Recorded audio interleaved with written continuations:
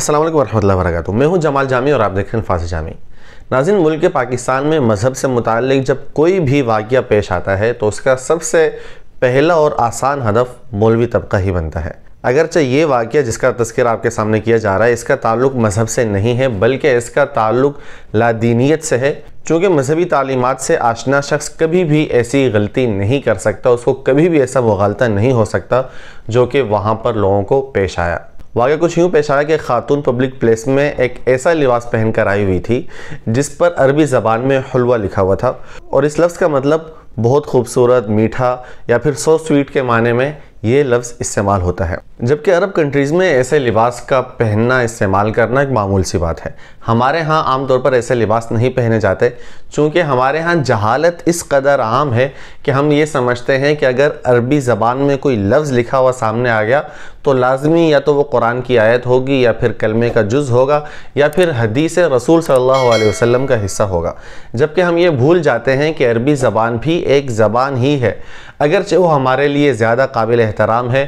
چونکہ ہمارا دین اسی زبان میں اترا ہے، لیکن اس کا یہ مطلب ہرگز نہیں ہے کہ ہمیں عربی زبان کا کوئی ایک لفظ کہیں پر لکھا ہوا نظر آئے تو ہم یہ سمجھیں کہ یہ قرآن کی آیت ہے یا پھر حدیث رسول صلی اللہ علیہ وسلم کا حصہ ہے۔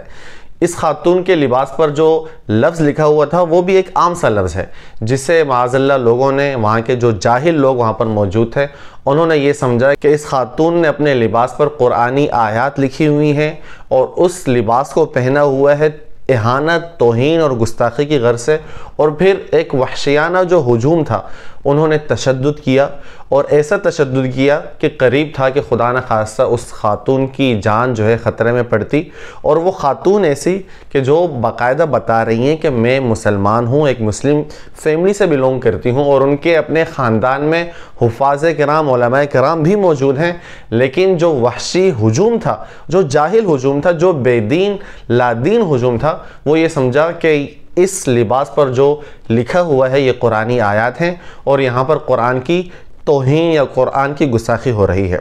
اس سے بڑھ کر دوسرا المیہ ہمارے یہاں یہ ہے کہ ہم یہ سمجھتے ہیں کہ اس طرح کی ہر برائی یا ہر کوتاہی کا ذمہ دار مولوی ہے،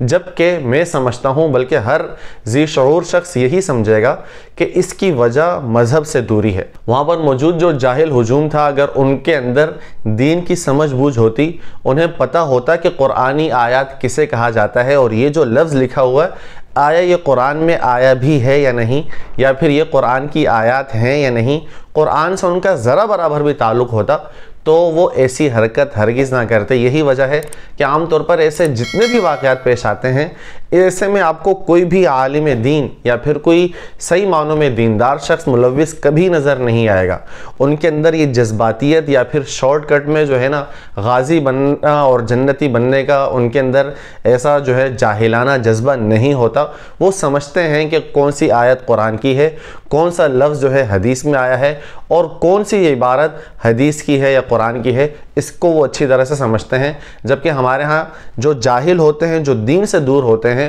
عام طور پر ایسی حرکتیں وہی کر رہے ہوتے ہیں، اور پھر بدقسمتی سے جو لبرل طبقہ ہے، جو لادین طبقہ ہے، جو مذہب بیزار طبقہ ہے، وہ ایسی ہر برائی کا ذمہ دار مولوی کو ٹھہراتا ہے کہ مولوی ہی نے لوگوں کی ایسی ذہن سازی کی ہے۔ بھئی اگر مولوی ایسی ذہن سازی کرتا تو سب سے پہلے ہاتھ اٹھانے والا آپ کو مولوی نظر آتا، جبکہ یہاں پر ہاتھ نہیں، آواز اٹھانے والا اس کے خلاف مولوی آپ کو نظر آ رہا ہے۔ تو خدا را دین سے جڑیے، دین کو سمجھیے، کم از کم آپ کے اندر اتنی تمیز ہونی چاہیے کہ آپ کو پتہ چلے کہ کون سی آیت قرآن کی ہے۔ کوئی اگر لفظ آپ کے سامنے آ رہا ہے تو آپ کو کم از کم اتنا پتہ چل جانا چاہیے کہ یہ آیا قرآنی آیات یا حدیث یا دین کا حصہ ہے یا پھر ایک عام سا لفظ ہے۔ اگر ہم دین سے جڑیں گے تو انشاءاللہ ہماری یہ غلط فہمیاں بھی دور ہوں گی، اور ایسے ہی جو جہالت امیز جو واقعات ہیں انشاءاللہ ان کی بھی روک تھام ہوگی۔